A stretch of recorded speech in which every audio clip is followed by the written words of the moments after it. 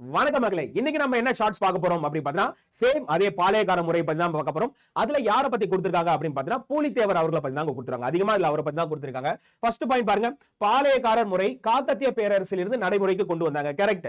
காக்கத்திய பேரரசன் பிரதாபருத்ரன் அப்படின்னு ஒருத்தர் இருக்காரு. அவர் மூலமா தான் என்ன பண்ணாங்க அப்படின்னு பார்த்தீங்கன்னா இந்த பாளையக்கார சிஸ்டமே கொண்டு வந்தாங்க.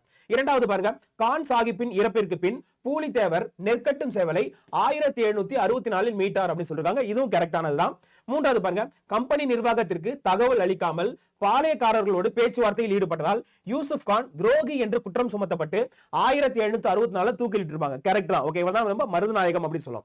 நான்காவது பாருங்க, ஒண்டி வீரன் கட்டபொம்மனின் படைப்பிரிவுகளின் ஒரு தலைமையேற்று நடத்தினார். அப்ப தவறானது பாத்தீங்கன்னா ஓகே நாலாவது ஆப்ஷன் தான். ஏன்னா ஒண்டி வீரன் அப்படின்னு பூலித்தேவர் ஓகே அவரோட ஒரு பாடை தான் அவர் என்ன பண்ணாரு, தலைமையேற்று நடத்தினாரு. அப்போ நான்காவது மற்றும் நமக்கு தவறு. அப்ப நம்மளோட சரியான விடை என்னப்பா, 1, 2, 3 அனைத்தும் சரியானது. அப்ப ஆப்ஷன் எங்கப்பா இருக்கு, 1, 2, 3 ஆகியவை சரி.